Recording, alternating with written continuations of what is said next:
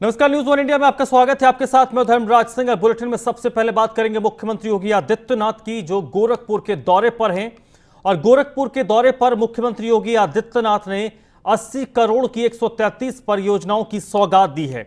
इसके अलावा मुख्यमंत्री ने कहा कि विकास कार्य में देरी से होता है तो लागत बढ़ती है, हर योजना का स्वागत होना चाहिए। आज उत्तर प्रदेश में कोरोना की स्थिति काबू में है। घर से निकलने से पहले उन्होंने लोगों से अपील की है कि मास्क जरूर लगाएं, क्योंकि अभी कोरोना का जो रफ्तार है वो कम हुआ है, कोरोना खत्म नहीं हुआ है। तो घर से निकलने से पहले लोगों से मुख्यमंत्री ने खुद मास्क लगाने की अपील की है।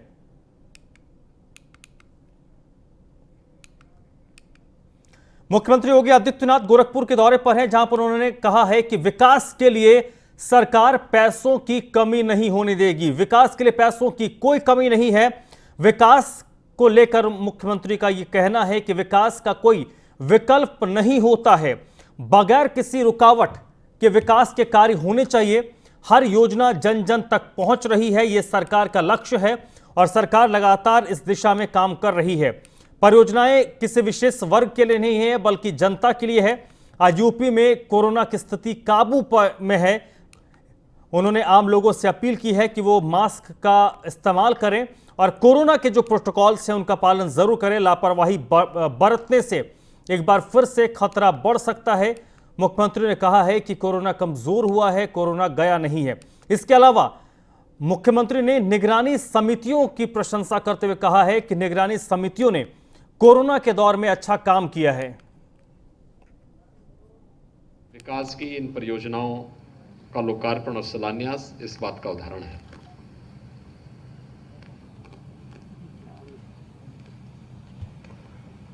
वास्तव में विकास के लिए पैसे की कमी नहीं,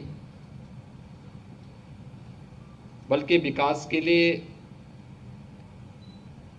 उपलब्ध धनराशि का सही सदुपयोग हो सके, इसके लिए बनाई जाने वाली कार्य योजना समयबद्ध ढंग से आगे बढ़ जाए तो केंद्र और प्रदेश सरकार विकास को केंद्रित करते हुए कार्यक्रमों को आगे बढ़ा रही है। क्योंकि हम सबका मानना है कि यह विकास ही हर एक नागरिक के जीवन में व्यापक परिवर्तन ला सकता है, उनके जीवन में खुशहाली ला सकता है, रोजगार के अनेक अवसर सृजित कर सकता है और आत्मनिर्भर भारत की परिकल्पना को यही साकार भी कर सकता है। और उस आत्मनिर्भर भारत की परिकल्पना को साकार करने के लिए ही विकास की ढेर सारी योजनाएं अलग अलग स्तर पर तैयार की जा रही हैं। और इसीलिए हम सबको सदैव इस बात का ध्यान रखना होगा कि विकास का कोई विकल्प नहीं। किसी गांव में, किसी कस्बे में कोई योजना स्वीकृत होती है तो बिना किसी उसमें बाधा डाले हम सबको उसका स्वागत करना चाहिए, क्योंकि वह किसी व्यक्ति के लिए नहीं होती, किसी समुदाय के लिए नहीं होती। और इस वक्त बड़ी खबर कानपुर से आ रही है, जहां से दो आतंकियों को गिरफ्तार किया गया है। लईक और अफाक नाम के ये दो आतंकी हैं जो पकड़े गए हैं। बड़ी खबर है कानपुर से, जहां से दो आतंकी गिरफ्तार किए गए हैं। लईक और अफाक इन दोनों का नाम बताया जा रहा है, जिनको पकड़ा गया है। एटीएस के सूत्रों के हवाले से इस वक्त बड़ी खबर आ रही है, क्योंकि लगातार रविवार के बाद से ही, रविवार को जब काकोरी में एटीएस की ओर से कार्रवाई की गई थी, उसके बाद से कानपुर में दबिश दी जा रही थी। और कानपुर से बड़ी खबर इस वक्त की आ रही है। रमन गुप्ता इस वक्त मेरे साथ जुड़ चुके हैं। रमन, क्या कुछ अपडेट इस वक्त आपके पास है गिरफ्तारी को लेकर? जी बिल्कुल, आपको बताना चाहूंगा धनराज कि कानपुर में लगातार एटीएस डेरा डाले है और जो लोग भी संपर्क में थे लखनऊ से पकड़े गए आतंकवादी के, अब उनका पूरा रिकॉर्ड खंगाल रही है। फिलहाल कानपुर से दो लोगों को हिरासत में लिया है एटीएस ने। वो कहीं ना कहीं संपर्क में थे उन लोगों के, लईक और अफाक को अभी उठाया है और पूछताछ के लिए एटीएस लखनऊ भी ले जा रही है उन दोनों आतंकवादियों को, या जो उनके संपर्क में थे, क्योंकि एक पूरा ये मास्टर प्लान था कानपुर में धमाका करने को लेकर, लखनऊ में धमाका करने को लेकर अब सभी बिंदुओं पर धर्मराज जांच कर रही है एटीएस। और जिस तरह से इन दोनों गिरफ्तारियां हुई हैं तो इससे और भी अहम चीजें निकल कर सामने आएंगी, क्योंकि चाहे वो कानपुर से असलाह देने का मामला हो या यहाँ से सिम खरीदने का मामला हो, तमाम बिंदुओं पर लगातार एटीएस जांच कर रही है। क्योंकि सूत्रों के हवाले से ये भी खबर है कि लखनऊ से पकड़े गए आतंकवादी कानपुर में करीबन 4 से 5 बार आया था और यहाँ पर भी पूरी रेकी की थी। यहाँ पर भी वो लगातार जो धार्मिक स्थल हैं और जो भरे जो बाजार है जहाँ पर क्राउड ज्यादा रहता है, वहाँ का भी उसने जो है मुआयना किया था। तो अब एटीएस और बड़े खुलासे कर सकते हो, क्योंकि जिस तरह से लखनऊ के काकोरी के बाद कानपुर का नाम सामने आया है, तो अब कहीं ना कहीं हर बिंदुओं पर जांच करी है एटीएस। और ये भी जानकारी मिल रही है कि एटीएस के रडार पर कानपुर में कई सारे युवक हैं और सबसे बड़ी बात कि सभी पढ़े लिखे लड़के हैं।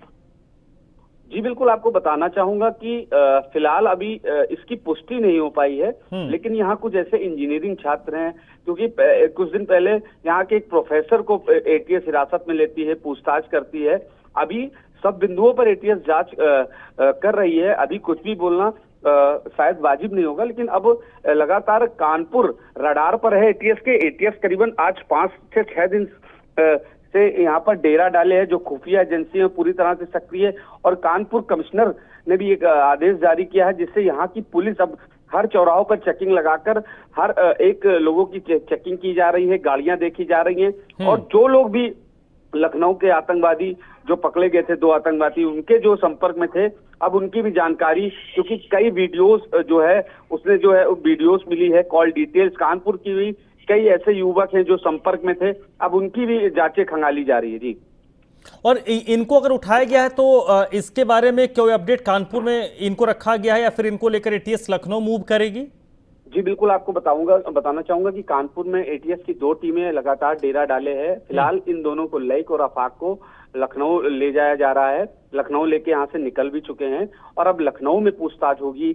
और कौन लोग लईक और आफाक के संपर्क में थे, और कौन लोग ऐसे थे जो पूरे मूवमेंट्स को अंजाम देने के लिए लगातार प्रयास कर रहे थे, कौन कौन सी जगह इन्होंने चिन्हित कर ली थी, कौन कौन से धार्मिक स्थल थे जिनको चिन्हित कर रहे थे, कौन और कौन से इलाके हैं जिनको चिन्हित कर रहे थे। क्योंकि चमनगंज, कानपुर का ये बताइए रमन, जब ये एक तरीके से जानकारी मिल रही है सोर्सेज के मार्फत कि इनकी गिरफ्तारी हुई है, तो इनके पास से कई कुछ डॉक्यूमेंट्स मिले होंगे कि क्या ये किसके किसके संपर्क में थे, क्योंकि कुछ व्हाट्सएप चैट भी हो सकता है, किस तरीके से संपर्क में थे, किनके किनके संपर्क में थे, कोई नक्शा वगैरह कुछ मिला इनके पास?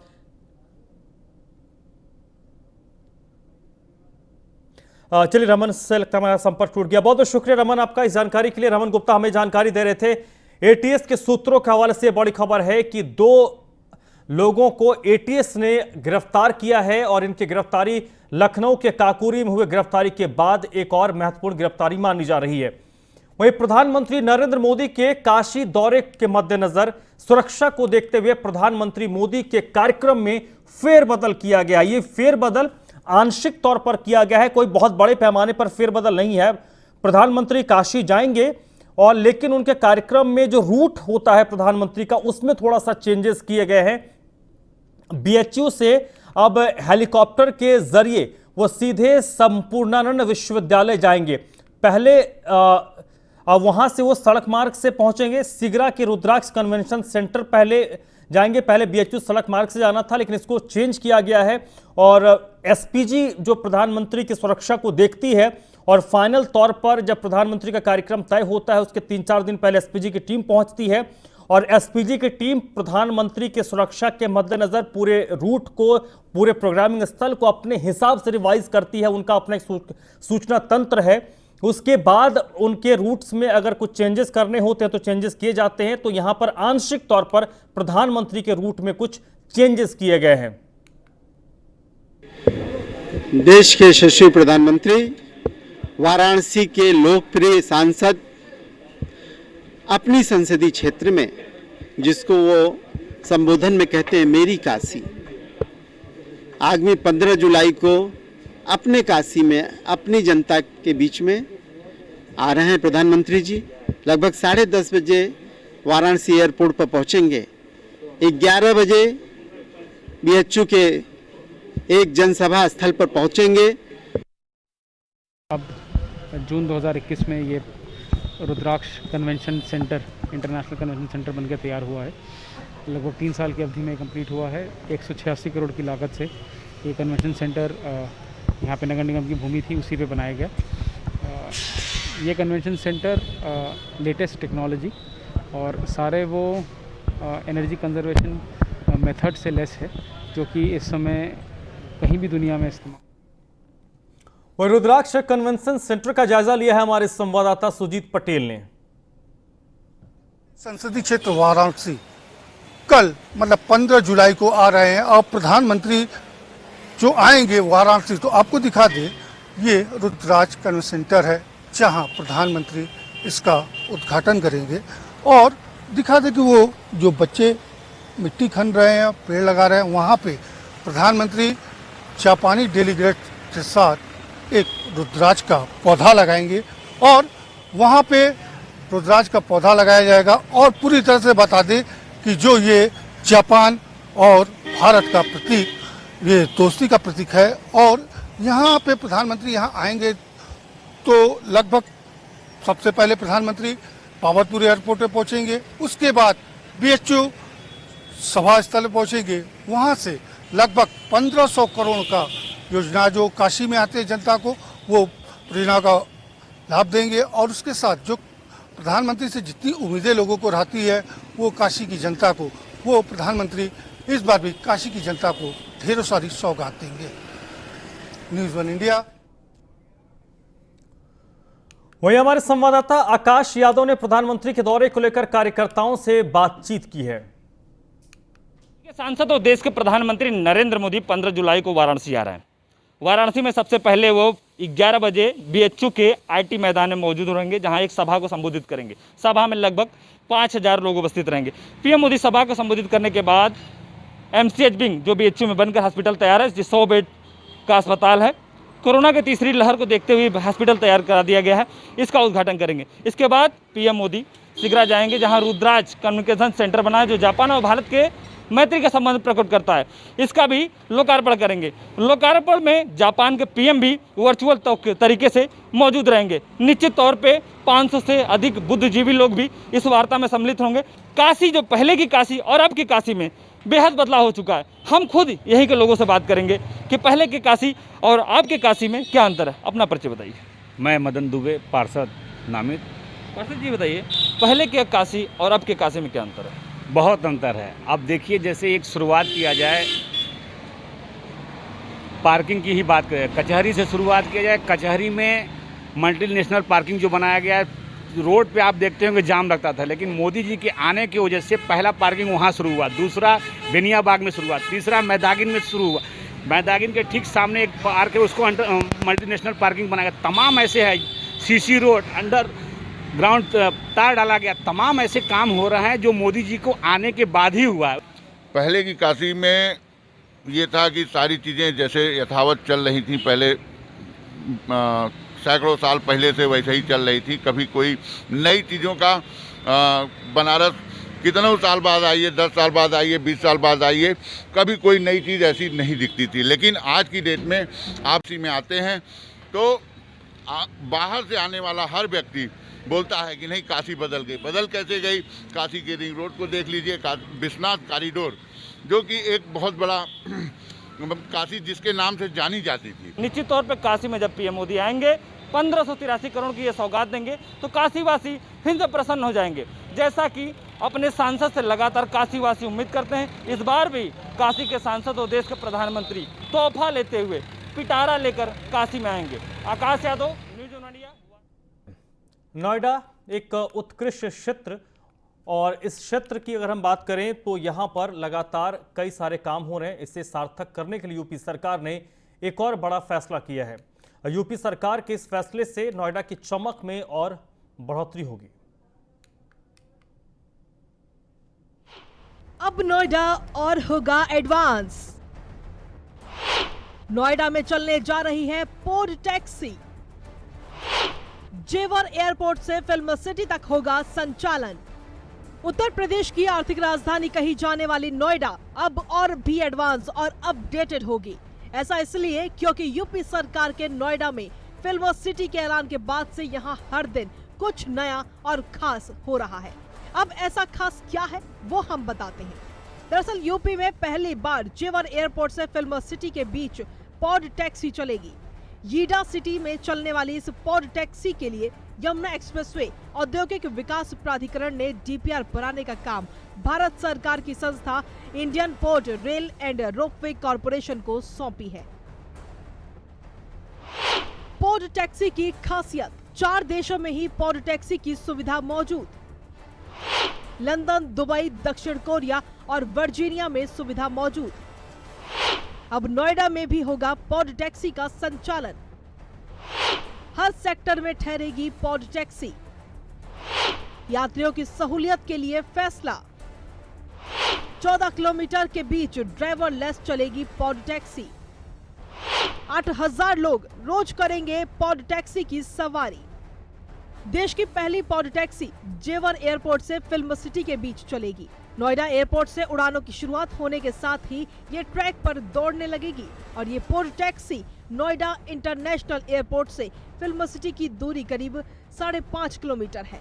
इसको यीडा के सेक्टर 21, 28, 29, 32 और 33 होते हुए नोएडा एयरपोर्ट से फिल्म सिटी के बीच चलेगी और इसका हर सेक्टर में ठहराव निर्धारित किया गया है। इस पॉड टैक्सी में रोजाना 8000 लोग यात्रा करेंगे। लंदन के हीथ्रो एयरपोर्ट की तरह दुनिया के मात्र 4 देशों में ही एयरपोर्ट पर विमान यात्रियों के लिए पॉड टैक्सी की सुविधा मौजूद है। लंदन के अलावा दुबई, दक्षिण कोरिया और वर्जीनिया में एयरपोर्ट पर विमान यात्रियों की सहूलियत के लिए पॉड टैक्सी की सुविधा मौजूद है। पॉड टैक्सी पर कितना खर्चा? देश में पहली पॉड टैक्सी चलाने के लिए प्रदेश सरकार को 862 करोड़ रुपए खर्च करने होंगे। पॉड टैक्सी को नोएडा की धरती पर उतारने के लिए 50 से 60 करोड़ रुपए प्रति किलोमीटर खर्च करने होंगे। फाइनल डीपीआर में 14 किलोमीटर के रूट पर करीब 862 करोड़ रुपए के खर्च का अनुमान लगाया गया है। यूपी सरकार के पॉड टैक्सी का सपना अगर प्लान के मुताबिक हुआ और सब कुछ ठीक रहा तो 2025 तक ग्रेटर नोएडा में पॉड टैक्सी दौड़ने लगेगी और विमान यात्रियों को काफी सहूलियत मिल जाएगी। Bureau report, news 1 India. Bahraich में ब्लॉक प्रमुख के चुनाव में एक दलित महिला की जीत ने इतिहास रचा है। दरअसल मनरेगा मजदूर की पत्नी ब्लॉक प्रमुख बन गई हैं। इंटर तक पढ़ी लिखी गीता देवी पहले बीडीसी सदस्य थी, लेकिन लोगों ने हौसला बढ़ाया और गीता देवी आज सबके लिए एक मिसाल बन गई हैं।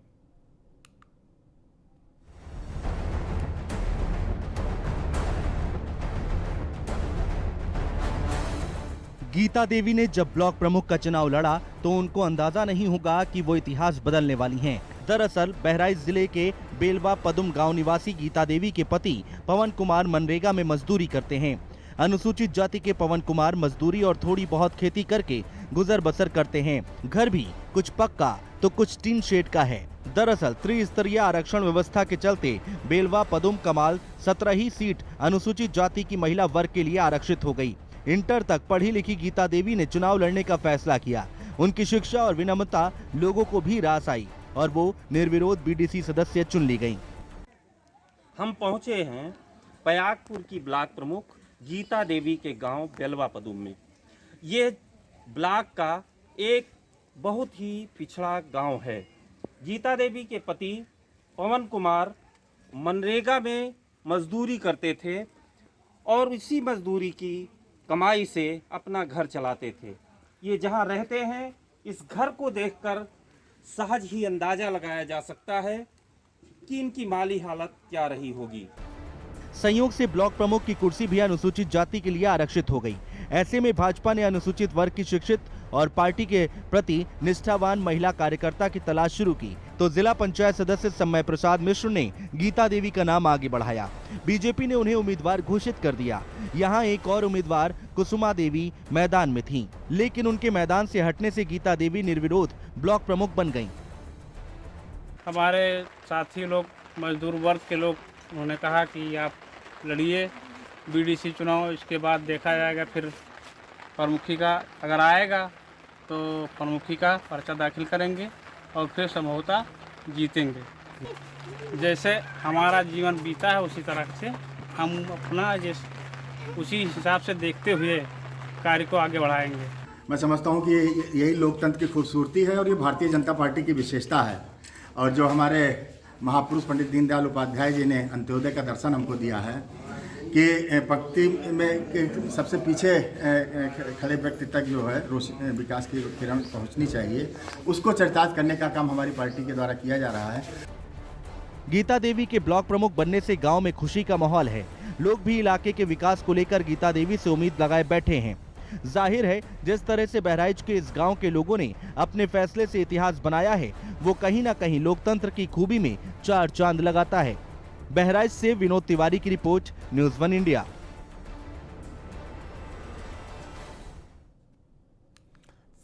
तो फिलहाल इस बुलेटिन में बस इतना ही।